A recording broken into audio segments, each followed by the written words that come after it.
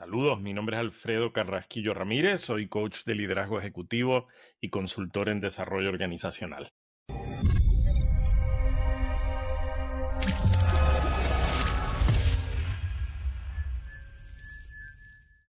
Saludos, hoy vamos a tener una llamada, una conversación que, bueno, siempre digo que todas son bien interesantes, siempre para mí todas estas conversaciones las enfrento con mucha curiosidad y con mucho deseo de aprender. Pero en el caso de esta conversación de hoy, como que en varias ocasiones salía el nombre del invitado, pero o en ese momento no lo notaba o después llegaba a mi casa y no hacía nada con él, hasta que finalmente tuve la oportunidad hace un tiempo de escuchar un episodio de su podcast y ahí conocerlo un poco más. Y yo dije, pues mira, sí, pero si él es Alfredo, que tantas veces me han mencionado. Y hoy vamos a conversar con él, vamos a conocerlo con más profundidad. Hoy conversamos con Alfredo Carrasquillo. ¿Cómo estás, Alfredo? Muy buenas y saludos, Cristóbal. Me da mucho gusto aceptar la invitación para participar de tu podcast y que podamos conversar de temas que son de interés para nosotros y para quienes escuchan la audiencia que has ido reuniendo en este importante proyecto. Sí, sí, sí. Te mencionaba antes de comenzar a grabar que tenemos, ¿verdad? Conocemos a alguien en común, a Milly Caban, que acaba de lanzar su nuevo libro. Anteriormente yo lo tuve en mi podcast cuando presentó su libro anterior y pues hemos desarrollado una buena amistad. Y también con otras personas, estás ahora no recuerdo el nombre, pero estás en un círculo de conferencistas o conferenciantes, un Ajá. grupo, que otras personas me mencionan y estás en ese grupo y hay amigos también que están ahí. Y entonces digo, bueno, pues vamos a conversar, vamos a ver si finalmente nos conocemos. Alfredo, háblanos un poco primero, ¿dónde naciste, dónde te criaste? Claro. Yo soy de Caguas, Puerto Rico. Sí, me crié en Caguas. Estuve en Caguas hasta que me fui a la universidad y ya luego de la universidad o como parte de mis estudios de la universidad, entonces ya empecé, hay una serie de periplos de viajes a España, a Estados Unidos, a México, a Canadá, a distintos lugares de Estados Unidos y bueno, a partir de ahí no he parado la pata estudiando primero y ya luego en mi vida profesional. Aunque tengo acento Univisión porque trabajo con líderes de toda América Latina y viajo mucho por la región, soy cagüeño de pura cepa y de una familia cuyos orígenes generaciones hacia atrás, por ambos lados, también cagüeño. Sí. Pero una pregunta, porque si uno mira tu página web, la página de tu compañía y ve tu descripción y tu biografía, pues hay una serie, por ejemplo, el título de coach, ¿verdad? Cuando éramos niños, el coach era el de un deporte, de un equipo de béisbol o lo que sea. La profesión o el título de coach, eso no existía, digo, creo yo, en nuestra generación. No sé si somos contemporáneos, pero es algo relativamente nuevo y es bien raro que uno le pregunte a un niño qué quiere ser cuando sea grande, diga, pues consultor de liderazgo o de organizaciones. Eso es algo raro. En tu caso, cuando tú eras niño, ¿qué eran las cosas que te llamaban la atención, que tú pensabas que tú te ibas a dedicar a eso cuando fueras grande? Pues cualquier cosa menos coach deportivo, porque realmente siempre fue un niño gordo, sin ninguna habilidad para los deportes, con poco interés para los deportes, más allá del mundo de los caballos de paso fino, pasión que heredé de mi papá y que fue importantísima en los primeros, yo te diría, 20 años de mi vida. Así que no, para nada. ¿Qué apareció como primera pasión? La escritura. Y cuando digo apareció, apareció a muy temprana edad, porque a los 9 años, imagínate tú a los 9 años, ¿cómo se me ocurre? Me dio con hacer un periodiquito, ¿verdad? Y esa época, estamos hablando de que Sí, no sí, sí. habían, apenas empezaban las fotocopiadoras, es decir, no había Ujú. impresora, era un mundo premoderno, así que eso era un documento que se hacía a maquinilla y se policopiaba, se hacían copias, pero esa fue como mi primera pasión desde los 9 años, eso desembocó después en hacer ¿Ese una periodiquito revista, era para la escuela o cuál? yo se lo vendía a los vecinos, a los amigos de mis hermanas mayores. Después una periodista del Nuevo Día, que era hija de unos vecinos, se enteró de lo que yo estaba haciendo y publicó un artículo en la sección de por dentro del periódico El Nuevo Día, así de portada por dentro y 2 páginas relatando lo que este chamaquito, ¿verdad?, estaba haciendo. Y eso desembocó en que todo un montón de gente me contactó para suscribirse al periódico y terminé Súper. enviándolo por correo a un montón de gente. Así que yo te diría que, por un lado, sin darme cuenta y sin tener idea de lo que eso significaba, me convertí en empresario antes de los 15 años, ¿verdad? Ujú.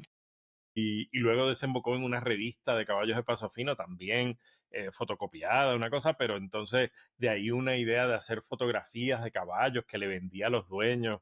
Qué barbaridad, las cosas que le consentían a uno siendo un niño de menos de 14 años. Desembocó en que decidí que cuando entré a la Universidad de Puerto Rico, pues que iba a estudiar periodismo. Yo pensaba que ese iba a ser mi mundo, que iba a entrar por ahí. Y de hecho, eso fue a lo que fui admitido en la Universidad de Puerto Rico, recinto de Río Piedras, la Escuela de Comunicación Pública. Luego mi camino tomó otro rumbo porque me hicieron una invitación para un programa de honor de el bachillerato en estudios generales y eso me condenó a lo interdisciplinario. A partir de ahí me interesé como que por un montón de temas. Me volví, como decía un profesor, a quien recuerdo con cariño, pana fuerte del conocimiento. Me gustó aprender de distintas cosas. Así que a partir de ahí estudié de un montón de temas y te diría que si me trato de identificar con una sola identidad profesional, no la hago porque he tenido una formación bastante interdisciplinaria y diversa. Y el coaching es algo que llega luego en mi carrera porque finalmente no estudio periodismo, me decanto más por querer hacerme psicoanalista y decido que quiero estudiar psicoanálisis. Luego de regresar de España, de hacer un año de intercambio, termino mi bachillerato y me voy a México a estudiar psicoanálisis, pero en México me secuestran, tengo una experiencia de secuestro que no me permite quedarme en México por razones de seguridad, tengo que regresar a Puerto Rico, reorganizar mis planes. Cuento lo largo, corto, decido hacer trabajo voluntario en lo que tengo la posibilidad de retomar mis estudios, que luego lo hago en Nueva York, mis estudios graduados, y en esa labor voluntaria empiezo a facilitar conversaciones de grupos y de equipos y descubro que, oye, el psicoanálisis a lo mejor es algo que podría ser útil para ayudar a la gente a tomar decisiones juntos, podría tener una aplicación en contextos grupales, organizacionales, comunitarios. Idiota yo, pensando que estaba imaginando algo que a nadie más se le había ocurrido cuando era toda una larga tradición, ya de más de Claro. 50 años, que descubro después y desemboco en que continúo en mi plan de estudiar psicoanálisis, me formo como psicoanalista y ejerzo el psicoanálisis, la práctica clínica por 20 años, pero mis estudios doctorales los hago en el campo del liderazgo y el desarrollo organizacional porque ya un poco me había picado ese gusanito del interés por los grupos y las organizaciones y como parte de esos estudios doctorales hago un internado que podía uno tener bastante flexibilidad para hacer y decido ahí, gracias a una colega de estudios que tenía en ese momento, que era coach ejecutiva, Barbara Braham, hacer mi formación como coach. Y regreso a Puerto Rico, ya después de mis estudios, a trabajar. Y una de las cosas en las que empiezo, además de la práctica clínica y la docencia universitaria, es en el mundo del coaching. Así que yo siempre digo que paradójica y tristemente, pero felizmente por otro lado, le debo a unos secuestradores el descubrimiento del coaching como campo profesional y luego de 20 años de haber estado también parte de mi tiempo en la academia y parte de mi tiempo en la práctica clínica, dejé esas dos, me retiré de esas dos prácticas y estoy exclusivamente en el trabajo de coaching de liderazgo y coaching con equipos. Ahí tienes Sí. una síntesis, perdón por Sí. lo larga No, de no, no, toda esta no. trayectoria. Fue apresurada, pero ahí me recuerda alguna canción de merengue, algún momento que decía, páralo ahí, aclárame esto, ¿verdad? Porque Seguro, lo seguro. dijiste como que demasiado rápido. Primero, que algo que quiero regresar atrás, porque esto es bien importante que ponerlo en contexto. Cuando tú dices lo de a los 9 años crear un periodiquito, no estamos hablando de cuando había copy-paste, con algo tan sencillo, copy-paste nada más. No, no, era Era todo escribirlo. maquinilla con dedito. Sí, era fotocopia, la tecnología, ¿sabe? A un niño de esa edad, es como que es algo que realmente le tiene que gustar para dedicar todo ese esfuerzo, ese trabajo a hacer eso. Realmente, y entonces al que le gusta tal vez montar el periódico, hacerlo gráfico, lo visual, no necesariamente le gusta escribir, pero tú hacías todo en eso. Eso que lo pongo en contexto porque eso revela mucho sobre tu personalidad desde niño. Sí, mira, yo creo que primero fue un refugio, ¿verdad? El mundo no era un mundo muy generoso, el mundo de la niñez no es un mundo muy generoso para los niños que no son buenos en las cosas que todo el mundo es bueno, ¿verdad? Entonces, yo era un Claro. desastre en los deportes, no sabía jugar pelota, no sabía, ¿sabes? No era ese mi mundo, ¿verdad? Yo creo que un poco yo encontré un refugio en el mundo de las palabras, ¿no? En el mundo de la escritura, en el mundo de la creación. Entonces fue bien interesante porque fue como construir un espacio donde yo tener éxito, donde yo ser exitoso. Yo me sospecho que en aquel momento no tengo claridad, ¿verdad? Pero en aquel momento no me no me iba a conformar con no ser bueno en, sino encontrar unos nichos, unos espacios en los que sí ser efectivo y de ahí es que aparece. Y yo te diría que a partir de ahí, mis destrezas para la escritura, para la redacción, oye, se los debo a esas primeras experiencias y lo agradezco mucho y me ha acompañado desde entonces. La fotografía es una pasión heredada de uno de mis abuelos, que era médico, no era que fuera fotógrafo, pero tenía una pasión inmensa por la fotografía, del mismo modo que de mi otro abuelo, que no era psicoanalista, pero era CPA, pero tenía una gran pasión por los autores fundamentales del psicoanálisis y heredé su biografía. Así que por ahí yo creo que hubo unas influencias de los abuelos y de esos proyectos fascinantes humanos que emergen en la vida de uno cuando uno está buscando su lugar en el mundo, porque en los que un poco se supone que uno esté no es donde uno le gusta o no es donde uno tiene habilidades. Y por Sí. ahí es que llego a esas cosas, ¿no? Y es interesante porque después es un tema, o sea, yo he escrito en periódicos, he sido columnista y obviamente en mi vida académica escribí libros, lo hago ahora en mi campo profesional como divulgador, así que las vueltas que da la vida. Y otra cosa que alguien diría, pero esa fue la parte la parte de la acción de la historia, cuando mencionaste lo del secuestro, ¿verdad? Primero, ¿en qué edad tenías cuando ocurre eso? ¿Y Tenía qué 23 años, qué tan fuerte estaba. para ti procesar eso? Sí, son experiencias muy traumáticas, muy dolorosas, primero por el evento mismo y lo que ese evento implicó, pero también el hecho de que supuso una disrupción con mi proyecto de vida en ese momento. Yo me había ido a México porque quería hacer mis estudios graduados, iniciar mis estudios graduados en psicoanálisis. Año y medio después no puedo continuar, tengo que regresar. Llega un momento en que no hay proyecto posible porque no es la etapa del año donde comienzan los semestres. Tuve que entonces volver a iniciar todos los procesos de solicitar admisión a universidades de Estados Unidos, así que fue un periodo complicado personalmente, emocionalmente difícil y bueno, pero como siempre ocurre, si uno busca los apoyos y trata de trabajar y apalabrar y sanar esas cosas, poco a poco lo va logrando. Yo creo que nunca se logra del todo, son cicatrices que nos acompañan toda la vida, crean también, le crean a uno cierta capacidad para la empatía, para la sensibilidad, gente que ha vivido esas experiencias dolorosas. Estoy seguro que en mi trabajo como psicoanalista me ayudó eso y en mi trabajo como coach todavía me ayuda, ¿verdad? De comprender, oye, en el ejercicio del liderazgo yo me convenzo todo el tiempo de las cosas que más ayudan a los líderes son sus experiencias dolorosas. Lo que les ayuda no son sus experiencias felices, sino ante todo experiencias de dolor, porque de esas es que aprendemos, ¿no? Así que yo tuve mi dosis por ahí también y he tenido muchas otras, ¿no? Sí. Y yo supongo que me han enseñado cosas importantes. Yo he tenido la oportunidad de entrevistar tengo muchos amigos coaches y entrevisto a muchos en el podcast. Mucha gente que llega al coaching es que fueron clientes, ¿verdad? Fueron coaches primero, clientes de un coach primero. Así como yo, por ejemplo, en mi caso, yo en un momento de mi vida yo quería estudiar pues, psicología, porque en algún momento de mi vida recurrí a un psicólogo, a un consejero, y me encantó el trabajo que hacían, ¿verdad? Y en tu caso, descubres todo esto porque en algún momento recurriste, ¿verdad? O fuiste, alguien te dio consejería y te enamoró el proceso, o cómo descubres eso ¿verdad? La psicología, el psicoanálisis. Mira, cubro el psicoanálisis a través de mi abuelo paterno, Antonio, que tenía una colección inmensa de libros sobre psicoanálisis. Él era CPA, mi abuela, su esposa, era maestra y directora de escuela. Viajaban a Madrid todos los veranos en las vacaciones escolares y él venía con cajas de libros de la Casa de Libros en Madrid y en un momento dado, por razones personales, tenía uno de sus hijos, mi tío Jorge, que enfrentaba unos problemas serios de alcoholismo a temprana edad.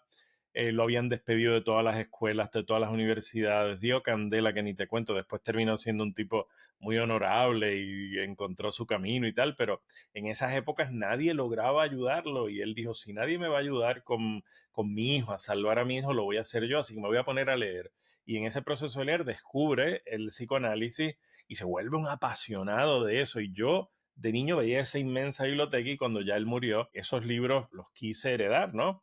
Y en mi formación después como psicoanalista yo veía sus subrayados y la inteligencia con la que él entendía, así que mi pasión comienza por ahí, o sea, es más, esa pasión se junta después con que estando en España descubro un psicoanalista francés, Jacques Lacan, al que no entendí, del que no entendí una línea, porque era una escritura complejísima, difícil, y yo decía, no puede ser que yo no, yo a este tipo lo voy a entender, ¿verdad? Entonces ya fue como un desafío personal.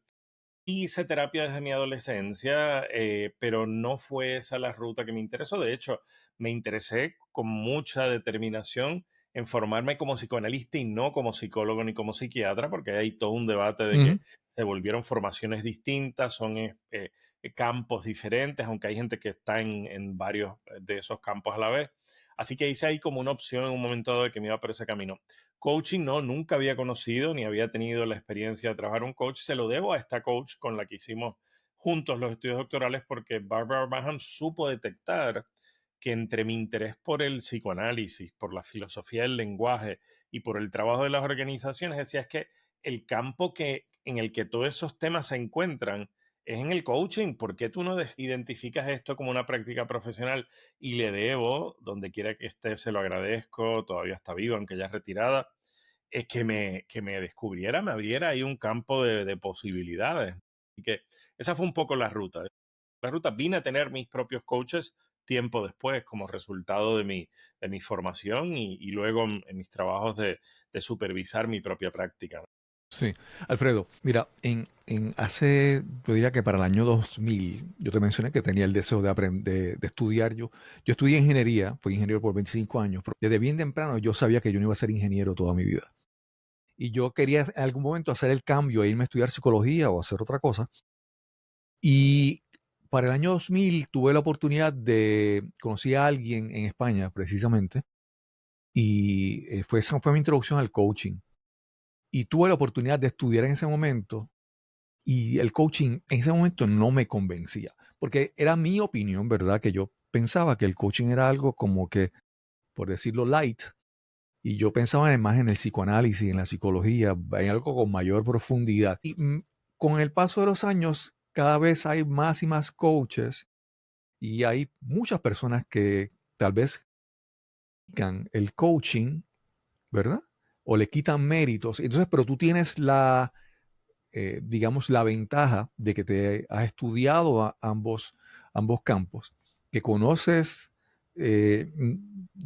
académicamente, de manera práctica, o sea, tiene una perspectiva muy diferente. Entonces yo quisiera que me hablaras un poco sobre cómo comparas coaching, psicoanálisis, ventajas, desventajas, conveniencias de una sobre la otra. ¿Cómo lo ves ante esta, ¿verdad? Ante esta, como digo, impresión de muchas personas de que el coaching no es algo conveniente o verdadero, por decirlo de una manera?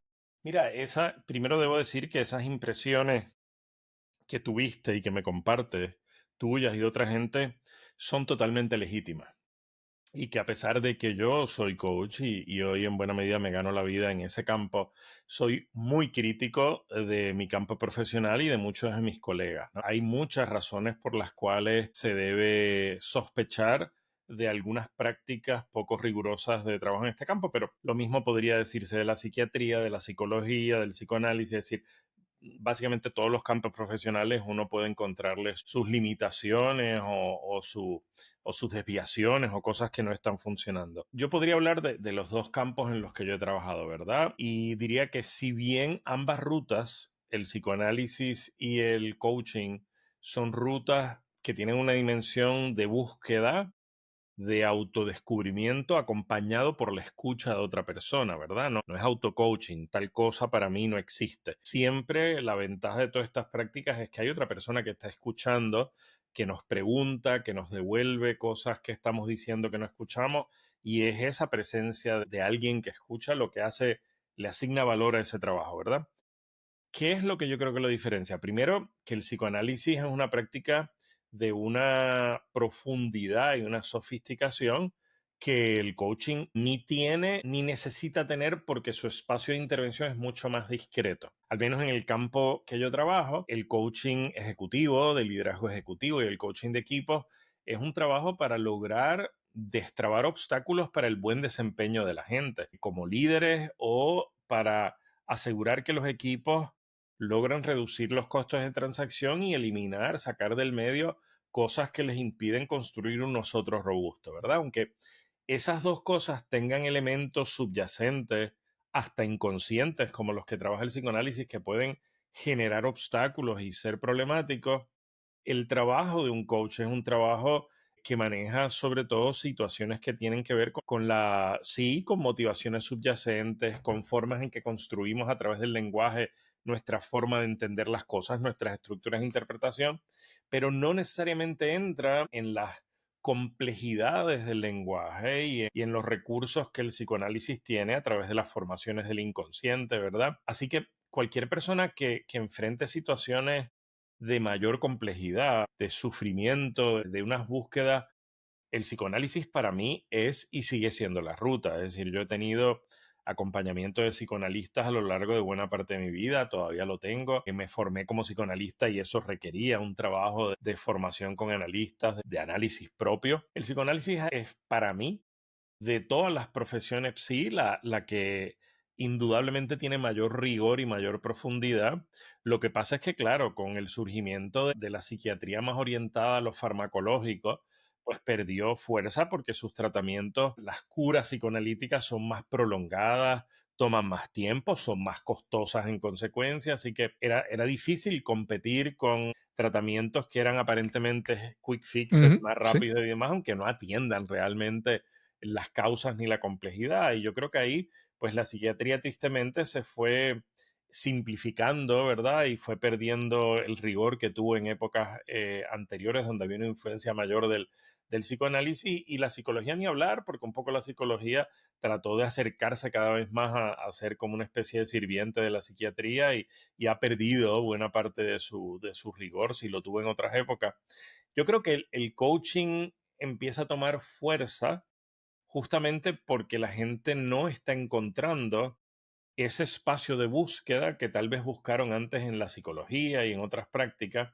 Y en el contexto de las organizaciones, la posibilidad de tener a alguien que te pueda acompañar en esos procesos de crecimiento profesional, de desarrollo profesional para una persona o para los equipos, pues es algo que las organizaciones pueden apoyar, ¿verdad? Y en ese sentido yo pienso que ambas cosas aportan al crecimiento y a la transformación humana, pero desde metodologías y prácticas diferentes. Y obviamente los coaches no están preparados para lidiar con la dimensión psicopatológica de la vida humana, ¿verdad? Es un trabajo que tiene, ambas prácticas tienen que ver con el lenguaje, pero el lenguaje es el recurso, pero los objetivos son distintos. En el coaching los objetivos son más discretos, más vinculados al desempeño de la gente, pero no por eso menos efectivos si se hace con rigor. Lo triste es que ha cobrado como que tanta moda el tema del coaching en los últimos 20 años, que pues se genera siempre con las modas mercados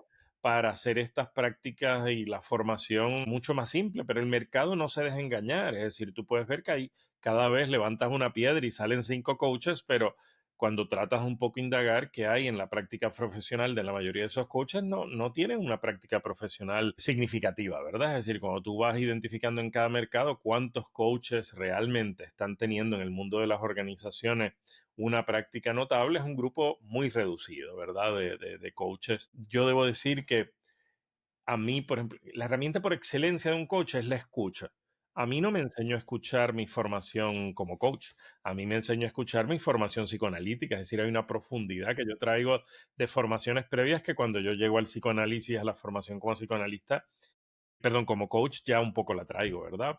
Así que soy un ave rara en medio de ese universo y por eso creo que comprendes ahora mejor mi crítica y mi acuerdo con cosas que decías. No sé si esa distinción ayuda a entender lo que me preguntaba. Sí, sí, me parece muy bien. Y aparte de lo que mencionas en tu explicación, pues me hace entender que el coaching como que vino a ocupar un espacio que, como mencionaste, entre la psiquiatría y la inmediatez de los medicamentos, ¿verdad? y el tiempo prolongado que puede tomar el psicoanálisis, pues tal vez el coaching quedó en un espacio que tal vez estaba vacío y, por ejemplo, yo no necesito estar años tal vez con un psicoanalista, pero necesito ayuda porque quiero emprender este cambio en mi vida o quiero emprender este proyecto y necesito a alguien, ¿verdad? Como un project manager de mi vida que me pueda ayudar y dirigir y establecer, ayudarme a establecer estas metas y, ¿verdad? Hacer un poco de accountability, ¿verdad? De poder seguirme en este proceso. Algo, mencionamos hace un momentito el cambio y eso es algo que, pues, que veo que tocas mucho, especialmente en tu podcast, soltar las trabas. Muchas personas, yo he escuchado personas que dicen, no, no, es que fulano cambió, él es otra persona. Y de repente cambiar para algunas personas es como malo, ¿verdad? Es como que, no, yo recuerdo cuando el ejemplo típico de niños de escuela superior que firman su anuario y dicen, eres buena gente, eres chévere, nunca cambies. Si cambiar fuera algo malo, pero el cambio es algo al menos inevitable. Y entonces, especialmente en estas últimas semanas, vemos, yo me imagino que tú trabajando con corporaciones y organizaciones, debes tener una perspectiva diferente porque, por ejemplo, estamos viendo en el caso de los empleados federales, toda la incertidumbre y todos los cambios y todas las cosas que están pasando, que me imagino que tú desde tu punto de vista, tú dices, no, los cambios y los procesos deben ser de esta manera y tú puedes ver que todo eso tal vez están siguiendo otras reglas en este momento. Háblanos un poco, ¿verdad? Sobre, vamos a entrar al cambio, hablar sobre el cambio, pero desde el punto de vista de lo que está pasando con los empleados federales. Sí, mira, yo creo que nosotros estamos, digamos, lo que está pasando con los empleados federales es parte de una disrupción mayúscula que está ocurriendo y de la que estamos siendo testigos, que está impactando a los empleados federales, pero está impactando la economía. El día en que grabamos este podcast hay que ver cómo anda la bolsa de valores y cómo anda toda la situación de la economía global a raíz de pues de toda la insistencia del presidente Trump con los aranceles. Es decir, aquí hay un cambio en cómo los Estados Unidos como potencia mundial se concibe con relación al resto de las potencias, por decir algo, miembros de la OTAN, europeas, así que, y cómo los gobiernos se relacionan con sus aliados, ¿verdad? Esto es una transformación mayúscula, algo realmente que no se había vivido antes, y en consecuencia nos obliga a manejar esto de otro modo. Son movimientos telúricos, ¿verdad? Terremotos, torbellinos, que de repente nos toma tiempo adaptarnos a ello y que uno tal vez no había pensado que eran cosas que podían pasar, ¿verdad? Y que esto es un loco que llegó a la presidencia y tal, pero es que yo no soy historiador, pero la gente que son historiadores nos ayudan a entender que este tipo de cosas no es la primera vez que ocurre en la historia, ¿verdad? Que ha habido otras situaciones como esta y que obviamente nos obligan a adaptarnos a gestionar ese cambio, enfrentar sus consecuencias y a decidir qué hacemos con eso, ¿verdad? Es porque bien sabemos que sencillamente tratar de resistir los cambios o no enfrentarlos, ¿verdad? Incluso el enfrentamiento podría ser combativamente, ¿verdad? Estamos viendo Canadá cómo está respondiendo muchas de las cosas que están ocurriendo, ¿verdad? Con sus consecuencias, pues hay que decidir cómo uno responde a todo esto, ¿verdad? A nivel individual, a nivel organizacional, a nivel colectivo y a eso, si uno toma un poco de distancia, se suma el elemento de que vivimos una época de la historia en virtud de todos los cambios tecnológicos. Los cambios son cada vez más rápidos y más frecuentes, ¿no? Y uno podría decir, wow, qué dificultad para nosotros ajustarnos a esto, pero las neurociencias nos han ayudado a entender que, bueno, algo que hace más de un siglo atrás Ramón y Cajal en España ya sabía detectar, ¿verdad? Que es que los seres humanos podemos ser arquitectos de nuestra propia mente, que la neuroplasticidad, tal cual hoy la entendemos, nos permite hasta muy viejitos lograr cambios en cómo nuestra cabeza está cableada y cómo vemos las cosas. Así que tal vez ya hoy sabemos que ser siempre igual y nunca cambiar no es precisamente una virtud, sino que es señal de resistencia al aprendizaje y que si el mundo cambia tenemos que cambiar nosotros también, ¿no? Así que el coaching yo creo que está, y mi trabajo con líderes y con equipos en el corazón de animar, acompañar, retar a la gente a cambiar de cara a circunstancias que así lo exigen, ¿verdad? Porque pues nos va a tocar vivir a todos y las generaciones que están creciendo ahora cada vez más, vidas en las que los cambios van a tener que ser cada vez más frecuentes y más dramáticos, ¿no? Así que sí, es todo un desafío. Y volviendo a tu punto de partida a esta pregunta, terrible para muchos empleados federales lo que esto supone después de no sé cuántos años en muchos casos ahí, pero bueno, nos pasa a todos cuando tenemos una tragedia personal, nos toca reinventarnos, ¿no? Y podemos quedarnos instalados en todas las críticas a este maldito que está provocando todo esto, o estos malditos, porque ahí estamos también, ¿verdad? Pero bueno, con las críticas y no necesariamente vamos a resolver lo que le puede ayudar a alguien a encontrar una forma de rearticular su proyecto de vida. Se trata de que seamos solidarios con esa gente y les apoyemos en ese proceso, ¿no? Sí. Alfredo, algo con lo que mencionamos ahora de lo que está ocurriendo con esta situación, es sin entrar en los méritos, si es justificado, si tiene un motivo, ¿verdad? Sin entrar en eso. Algo que me parece que es muy importante, quisiera seguir por esa línea, es la parte de que, por ejemplo, vienen cambios, pero ¿cómo llegan esos cambios? Por ejemplo, te llega un correo electrónico un viernes que, que, que no tiene, parece que fue escrito por una persona que no tiene ni tacto, ni experiencia, ni conocimiento, y dice, envíame una lista de las 5 cosas que hiciste la semana pasada, y si no lo contestas, puede ser, digo, dice en otro lado que puede ser despido. Entonces, me parece que obviamente hay cambios que son ineludibles, hay que hacer ciertas cosas, pero me parece que el aspecto de la comunicación, poder explicar y dar información y comunicar ciertas cosas de manera efectiva en las partes que van a ser afectadas por el cambio, pues algo muy importante que no hemos visto en esta situación, ¿verdad? Entonces, quiero que me hables un poco sobre el factor de la comunicación en facilitar procesos de cambio. Claro. Mira, voy de inmediato a la comunicación, sin embargo, no puedo no decir, ¿verdad? Por un tema de ética personal, que este escenario es muy particular porque yo creo que nos enfrentamos al ejercicio del poder político por un sociópata, ¿verdad? El Ujú, presidente de los Estados Unidos en este momento es un tipo que por su forma de organizar su cabeza y su vida, no es alguien que parece estar equipado para la empatía, para el comprender e interesarse por el dolor de los otros. Así que es a lo bestia, ¿no?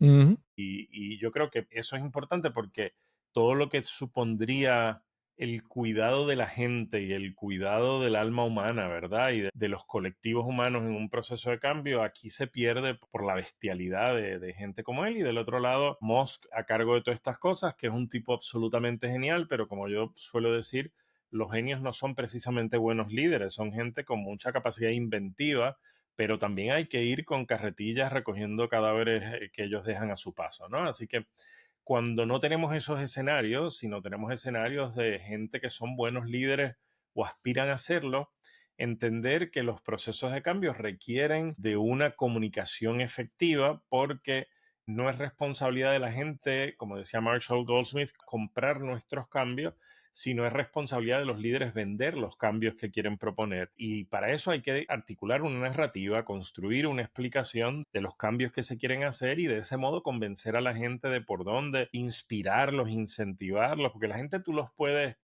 someter a la obediencia para que sencillamente hagan lo que tú les mandas, pero eso no es sostenible ya, particularmente con las nuevas generaciones. La gente tiene que abrazar el cambio y la gente abraza el cambio cuando se convence y solo así se compromete a ser parte de lograrlo, ¿no? Así que ahí la comunicación es importante, entendiendo por la comunicación, asegurar que le damos a la gente y le llenamos a la gente todos los blancos que necesitan para entender qué es lo que nos proponemos hacer y el por qué, ¿verdad? Porque muchas veces simplemente le comunicamos a la gente el resultado final, pero no le ayudamos a entender cómo vamos a llegar ahí, ¿verdad? Entonces la información de cómo van a ser los pasos para llegar a ese cambio es absolutamente imprescindible, ¿no? Y en esto de la comunicación, con esto termino esta respuesta, ¿no? El elemento importante es entender que no se trata de lo que yo le digo, sino de yo tener mecanismos para verificar que la gente está entendiendo lo que estamos comunicando y que le pedimos a la gente que nos devuelva lo que estamos diciendo, porque el preguntarle a la gente meramente me comuniqué o entendiste es insuficiente, ¿no? Entonces esos mecanismos de verificación nos ayudan a entender dónde están los malos entendidos, dónde falta información y se va perfeccionando esa transmisión que es imprescindible para que la gente se comprometa con lo que se está construyendo, porque ningún líder, ningún presidente, ningún nadie construye cambios solo, sino que necesita de la gente para su ejecución. Sí, sí. Me pareció muy interesante cuando mencionas que mencionaste que no es que le corresponde a la persona, a la otra persona, comprarme el cambio, sino me corresponde a mí venderle el cambio. Y me parece entonces que a veces pensamos, siguiendo con el tema de la comunicación, es que yo dije algo, es como que ya, es como que cumplir con eso. Entonces, me parece que siguiendo el ejemplo de comprar y vender, no es que decir algo y que tú lo entiendas, que yo creo Ujú. que es mi responsabilidad tratar de facilitar el que puedas entender y pueda haber una comunicación. Y volviendo al tema, el tema de Elon Musk y Trump y todo eso, es que son casos que, mira, antes, por ejemplo, yo recuerdo que si algún político decía una frase, algún nombre refiriéndose a un grupo de personas, era un escándalo. Y ahora en este estilo de cosas que están ocurriendo, los insultos, lo menos que te pueden decir es traidor, pero el insulto, creo, y entonces a veces me preocupa que eso se vuelve como que un contagio emocional a las personas que de repente dicen, pero yo puedo hablar así, yo puedo conectarme en las redes sociales e insultar a alguien, ¿verdad? Y entonces, porque es como que lo importante es que yo me exprese. Si entendiste o si te ofendiste o como lo procesaste, eso es tu responsabilidad. Y yo creo que creo que hay que mirar siempre un poco como que cómo yo facilito ese proceso de comunicación para que me entiendan y para que no simplemente que se dé por enterado de lo que yo le dije, no, no, es que logremos hacer un entendimiento en común. Y en eso yo creo que no podemos perder de perspectiva que también hay una distinción que los líderes nunca deben olvidar. Es una distinción que en latín hacían entre el concepto de potestas y autoritas. Potestas siendo ese poder que te da el puesto, el título, como yo soy rey o como yo soy presidente o como yo fui elegido, me tienen que obedecer. No, Ujú. la gente en estos tiempos y cada vez menos obedece por el potestas, obedece por el autoritas. ¿Y el autoritas qué supone?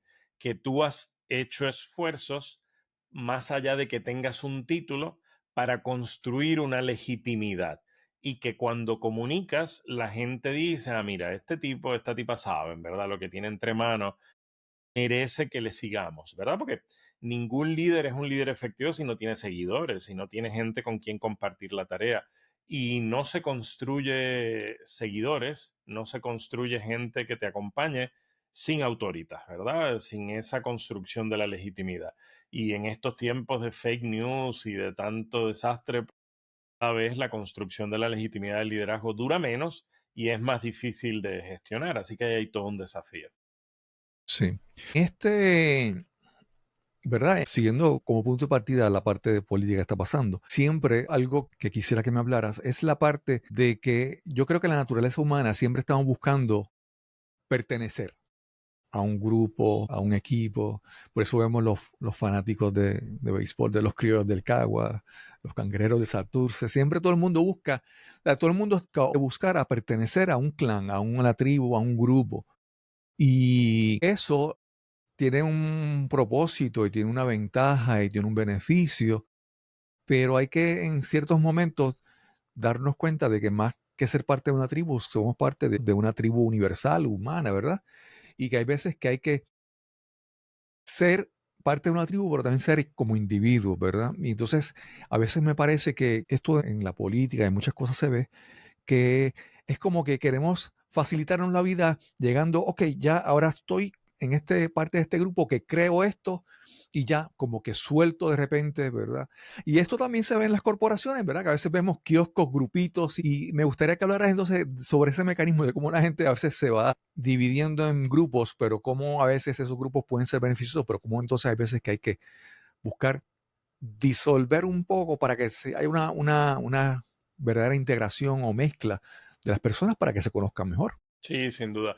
Mira, me recuerdas ahí un librito que en el 2001 creo que fue, publiqué con un colega muy querido, Ramón Daubón, que se llama Capital Social. Y el concepto de capital social es un concepto que viene de la sociología y que lo que ayuda es a decir que en las sociedades y en las organizaciones lo importante no es únicamente el capital humano, la gente, que es importantísimo, ni el capital financiero, que es imprescindible, sino que también hay un capital, un valor que surge de la construcción de relaciones entre la gente y que eso es lo que llamamos capital social, ¿verdad? Pero que hay un capital social de enlace o lo que se llama bonding social capital, que surge cuando la gente se siente que son parte de una claque, de un grupo pequeño, cuya identidad surge de excluir a otros. Yo soy criollo del Caguas porque no soy indio de Mayagüez, ¿verdad? Entonces los indios de Mayagüez estamos en guerra, o los cangrejeros de Santurce también. Entonces, el planteamiento es que en las sociedades y en las organizaciones, en las empresas,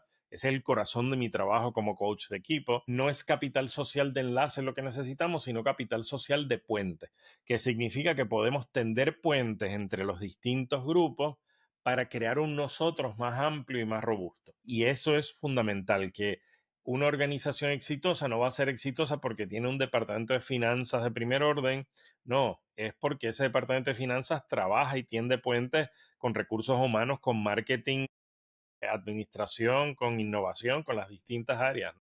Entonces, es lo mismo en la parte de lo que está pasando en el ámbito político, en el mundo entero.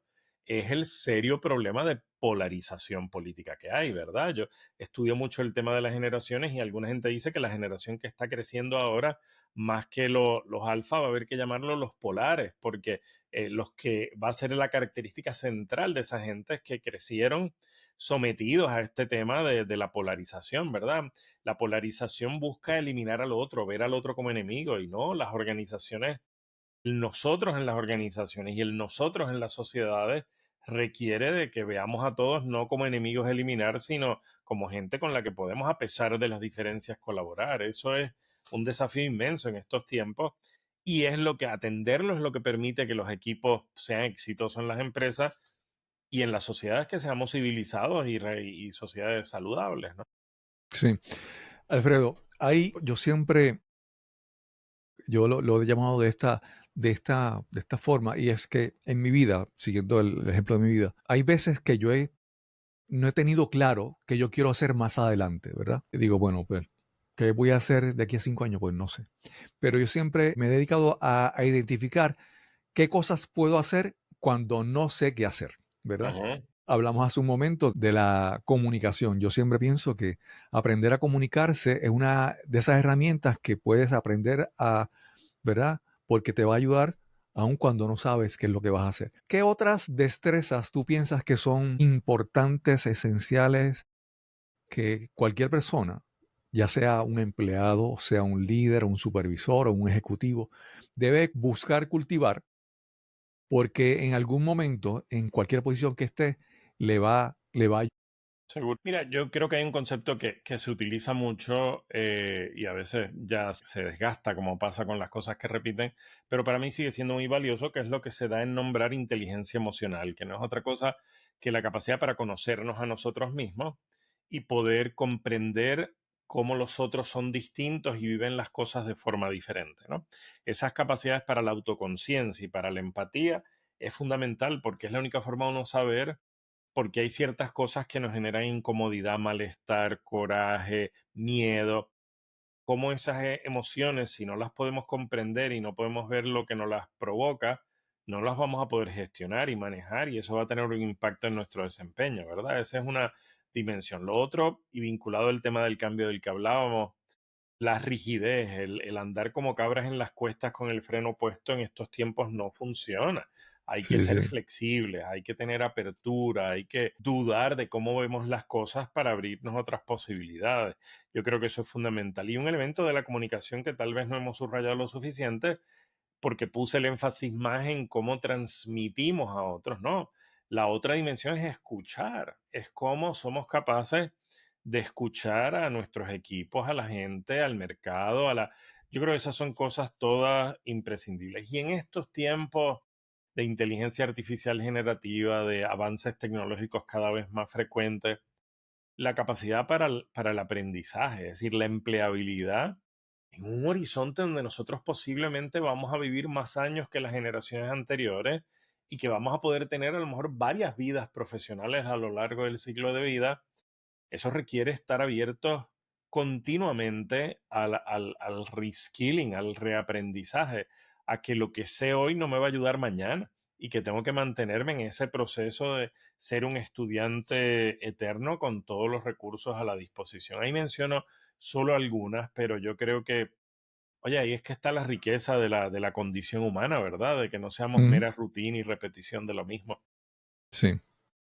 Algo que mencionas, ¿verdad? Mencionaste la inteligencia artificial y hablando del mundo del coaching, siempre se dice que el coaching es algo muy importante en el coaching, es hacer las preguntas precisas, preguntas de poder, ¿verdad? La pregunta que obliga a iniciar un proceso de reflexión y encontrar una respuesta, ¿verdad?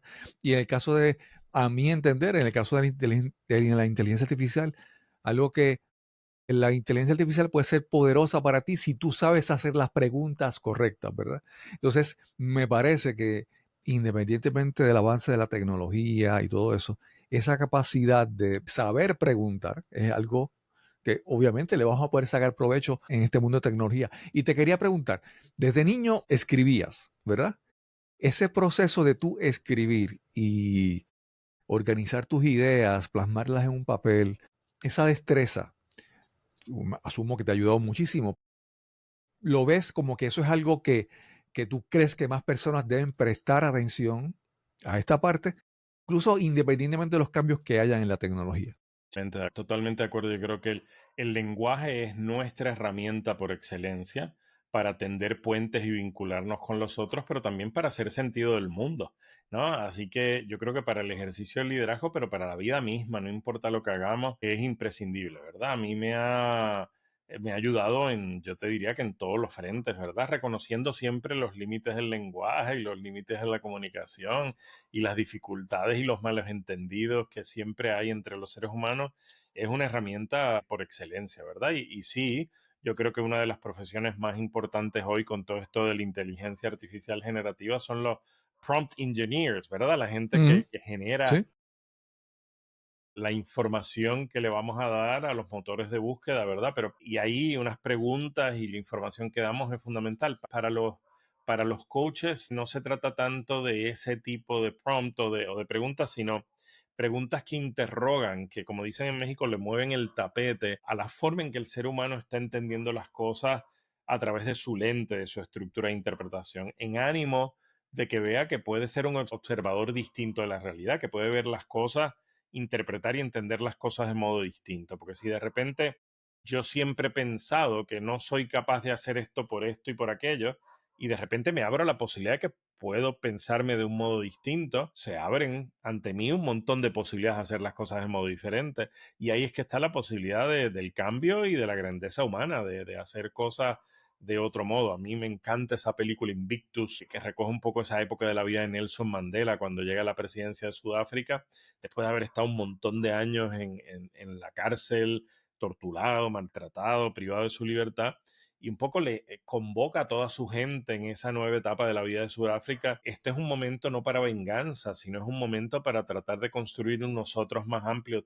Vamos a tratar a la gente con la compasión que nos negaron, ¿verdad? Y de repente la gente como que trata de ver a través de los ojos de él y no puede entender que esa sea lo que él está proponiendo. Eso es lo que los grandes seres humanos en la vida hacen, invitarnos a ver a través de un lente distinto y para eso yo creo que la pregunta es fundamental y la posibilidad de la comunicación imprescindible.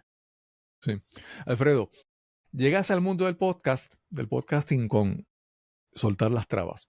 Primero, ¿por qué llegas ahí? ¿Qué llegaste buscando el mundo del podcasting? ¿Qué pensabas que un podcast te podía brindar? Y qué, después de hacerlo, qué has encontrado? ¿Qué satisfacción o qué beneficio diferente a otras áreas que tú tocas en tu vida el podcasting te ha traído? Pues mira, debo confesar que llegó al mundo del podcast porque tenía mucho tiempo en mis manos al comienzo de la pandemia, por el confinamiento y el encierro, y en ese sentido, de repente era buscando cosas que hacer, pero conectó también con que en ese momento yo estaba en una reflexión estratégica de por dónde quería ir enfocando mi práctica, mi trabajo, mi forma de ganarme la vida, y yo decía, bueno, yo he hecho en esta vida cosas muy diversas, he sido profesor universitario, he sido psicoanalista, he sido coach, he sido consultor, formador, escritor, 20 cosas. Tiene que haber una lógica en mi locura, es decir, ahí tiene que haber una conexión entre todas estas cosas y poco a poco desemboqué, bueno, en todos esos roles, lo que yo he hecho es tratar de ayudar a otros a destrabar obstáculos, bien sea de pensamiento, de emociones, de conocimientos, y abrirse a nuevas posibilidades. Y entonces fue de repente darme cuenta que there's a logic in my madness, ¿verdad? Que hay una conexión entre todas las cosas que yo he hecho y no meramente dispersión.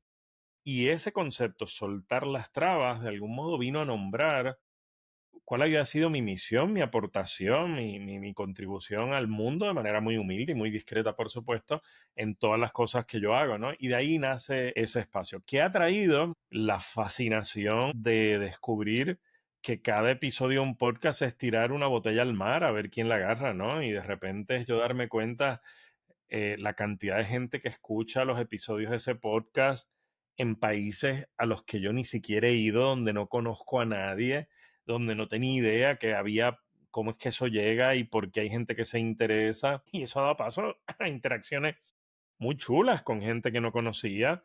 Y por supuesto ha tenido consecuencias también en mi práctica profesional en términos de gente que contacta a uno para trabajo, ¿no? Pero ha sido descubrir también otra vía de comunicación, ¿verdad? Una estudiante muy querida, Carla Sánchez, me decía, profe, está soltando las trabas de la tecnología, ¿verdad? Es decir, se está atreviendo a utilizar otro canal, pues yo era un tipo que escribía en el periódico, que publicaba libros, era más las vías más comunes, aburridas y tradicionales de lo escrito, y de repente era descubrir otras cosas, ¿verdad? Así que han sido ya 4 años interesantes y es un proyecto que me mantengo comprometido con él porque hay una audiencia ya y que de alguna manera espera lo que uno puede aportar, muy, muy entusiasmado. Hay episodios del podcast donde tú estás hablando solo y no sé, no tengo una noción de la proporción, ¿verdad? De cuáles son tú hablando y cuántos son con tú teniendo conversaciones. Sí, tuve toda El, sí. adelante. No, tuve una primera etapa donde eran episodios largos, donde yo estaba hablando únicamente. Después debo haber tenido, no sé si llegaron a ser 10 episodios, incluso un poco más largos, que fueron entrevistas a Ujú, gente de distintos lugares de Iberoamérica, toda gente creo que muy valiosa, a quienes entrevisté por espacios como de 1 hora. Fueron episodios muy exitosos, pero me daba cuenta que la gente buscaba episodios más cortos con temas puntuales. Un poco la audiencia que yo tengo son gente que le interesa los temas de liderazgo. ujú. Así que desemboqué a partir de ahí y me he sostenido en episodios más cortos, trato de que ninguno tenga más de 10 minutos, donde comparto alguna reflexión sobre algún tema, ¿no? Y esa última etapa ha sido tal vez la más exitosa, a pesar de que todavía hoy la gente sigue regresando, vistas que hice, no descarto volver en algunos momentos a hacer esa entrevista, porque bueno, creo que también me lo disfruto yo me aburro de oírme a mí mismo y de estar yo hablando, ¿verdad? Así que el Sí, poder sí, escuchar a gente y hacer preguntas, ¿verdad? Supongo que también hay un elemento ahí de rescatar el periodista que no fui, ¿verdad? O que fui ujú, de niño, de entrevistar, me encanta, ¿no? No descartaría volver a eso, pero eso es un poco la ruta que tuvo hasta ahora. sí. A mí me ha pasado que yo he tenido, por ejemplo, he tenido entrevistas en mi podcast con amigos, personas que conozco, pero no es lo mismo que uno se encuentra casualmente con alguien y habla del tema que ocurre en ese momento, sentar y decir, ok, vamos a hablar desde el principio. Y Seguro. el podcast me ha permitido conocer cosas de amigos que yo pensaba que eran cercanos a mí que yo ni Sabía, sabía, seguro. porque la formalidad de una conversación, ¿verdad? Que en este tiempo me da esa ventaja. Y algo que mencionaste de que tú tiras una botella al mar con un mensaje. En mi caso, yo siempre recuerdo este caso. Hay un señor que se llama Rubén Ortiz, es pastor, y en una ocasión él trabaja con una organización que se llama como que la Hermandad Bautista en Estados Unidos, no recuerdo el nombre exactamente, pero él trabaja con comunidades, especialmente ayudando a inmigrantes en las fronteras de Estados Unidos. Y en una ocasión, pues lo entrevisté y salió su episodio, y él es cubano, residente de Estados Unidos, pero cuando él después, en una segunda entrevista que tengo con él, él me cuenta de que ese episodio alguien lo escuchó en Perú, algún primo, prima de él. Lo escuchó, lo contactó y le dijo, mira, fulana que es prima tuya está justo en estos momentos, está en la frontera, un campamento, entre Estados Unidos y México. Y él, como parte de su trabajo, pudo ir allá y ayudar a este familiar. Entonces, nuevamente, esa sensación, como esa imagen que mencionaste de que es lanzar un mensaje en una botella en el mar, es algo increíble. Es como que uno, pues, soltar un poco, decir estas palabras y yo espero que le lleguen a alguien que tal vez las necesite en este momento. Sí, sin duda, sin duda. Y obviamente la gente contacta a uno y pones comentarios en las distintas plataformas. No las puedo estar mirando todas, pero cuando las miro siempre me parece muy lindo, generoso. Oye, y es un incentivo para este tipo de trabajo porque si de alguna manera contribuye a que la gente reflexione, piense, les ayude a crecer, pues espectacular, ¿no? Y que de repente, como me pasó el otro día que entré y vi que había alguien que anda consistente, digo alguien, digo yo, pensando que sea una misma Ujú. persona, ¿verdad? Pero que consistentemente hay alguien en Tayikistán escuchando este podcast. Me muero por saber quién en Tayikistán está escuchando este podcast, cómo llegó a él y por qué le interesa y cómo lo entiende, ¿verdad? Pero pues son esas cosas maravillosas de este mundo global, ¿verdad? Y tan cercano, ¿no? Alfredo, ¿tienes algún proyecto inmediato, por ejemplo, expandir el podcast en alguna otra cosa, escribir algún libro? ¿Qué proyectos nuevos hay en ti y cómo te pueden contactar las personas?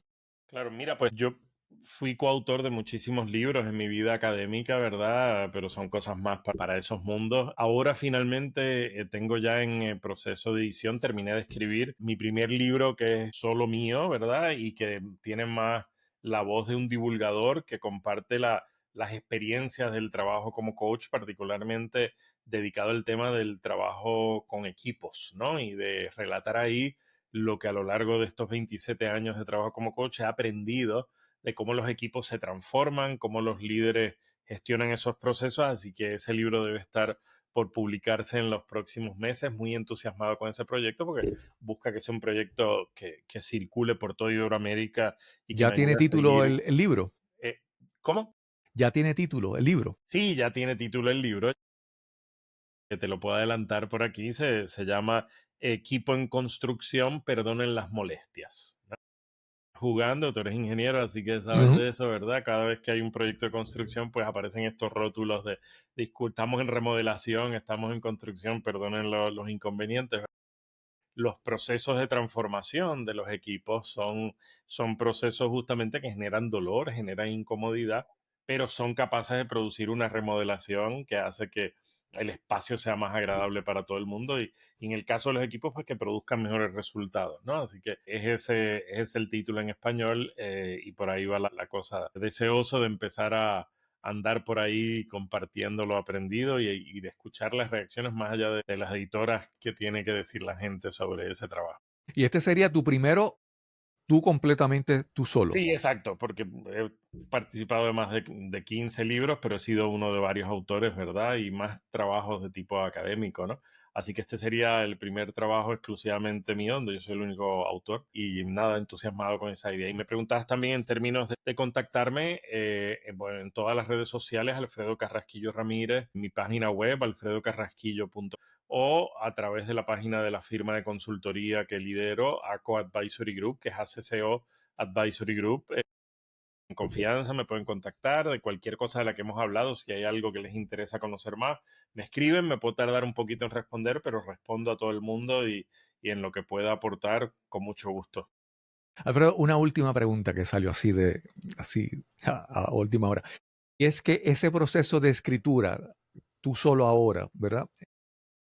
Has escrito siendo parte de de otras personas, otros grupos, pero en tu caso, este nuevo libro que lo escribes tú solo, ¿encuentras algún beneficio diferente? ¿Ha habido algo que has obtenido de escribir solo tus ideas? ¿Cómo lo ves? ¿Ha habido algo? En mi caso, yo escribí un libro y para mí fue un proceso de transformación. En tu caso, escribir tú solo, tus Bueno, palabras, debo ¿cómo ha decir sido? que los libros anteriores, en todos yo escribí solo. Lo que pasa es que yo escribía un capítulo yo, Claro. pero había otros 7 autores que cada quien escribía su capítulo. Nunca he escrito un libro a 4 manos, a 6 manos, eso no sabría hacerlo. Pero que el libro en su conjunto, pues es producto de varios autores que nos repartimos, mira, los capítulos del trabajo. Este es el único que es mío. ¿Qué es distinto esta vez? Que por no ser un libro académico no tengo que estar pendiente a las notas al calce, las referencias bibliográficas. Es un intento de sistematizar el aprendizaje de la práctica profesional y compartirle a los líderes lo que de ellos he aprendido y lo que para otros líderes puede ser pertinente para justamente apoyarlos, incentivarlos a liderar procesos de cambio en sus equipos y cuáles son como los ingredientes de ese esfuerzo, por qué es complejo y de qué se trata. Ha sido un ejercicio lindo para mí. Yo no sé si transformador, sino más bien es un proceso lindo en el sentido de que, oye, aquí hay una historia que contar, ¿verdad? Aquí hay en todos estos años yo he aprendido y la parte para mí bonita de esto es que no es tanto el testimonio de lo que yo sé que le estoy contando al mundo, ¿no? Es el testimonio de lo que he aprendido, ¿no? Y de lo Ujú. que he aprendido de la gente con la que he trabajado. El privilegio de los coaches es que trabajamos con gente brillante, exitosa, con equipos de primer orden. Entonces eso es un privilegio inmenso de aprender y escuchar de gente que está matando la liga y haciendo cosas maravillosas y poder testimoniar lo que esta gente exitosa ha logrado para que sirva de ejemplo a otros, ¿no? Así que uno es un poco escucha, portavoz, testigo, acompañante de gente que hace cosas estupendas. Sí. No, y a mí me parece que muchas veces, a mi entender, casi todo se ha dicho en algún momento de la historia de la humanidad. Casi todo, no hay nada nuevo. Pero cuando tú presentas tu libro, en tu caso, es todo lo que has aprendido, pero presentado a través de tu estilo, tu personalidad, tu vida, ¿verdad? Que le da una perspectiva diferente que permite que alguna persona lo escuche de Alfredo y dice, ah, mira, cuando Alfredo lo dice, yo lo entiendo. Yo lo escuché en algún libro, pero no, como que no, pero con él lo entendí cuando me lo mencionan, que algo pues me parece que es extraordinario. Si eso lo Alfredo, logro, si eso que mencionas lo logro, voy a estar muy feliz. El que la gente realmente logre entender, agarrar cosas, eso me haría me emocionaría mucho. Ojalá lo logre. súper, súper. Alfredo, gracias por esta gran oportunidad de conversar contigo y conocerte un poco más, aparte de ver en las redes y en el internet. Gracias por esta oportunidad de conversar. No, a ti por la invitación, gracias por este espacio y por promover la reflexión en el país y el mundo sobre la importancia de abrazar los cambios y navegarlos de manera efectiva. Agradecido a ti y a tu audiencia por este espacio. Súper, gracias.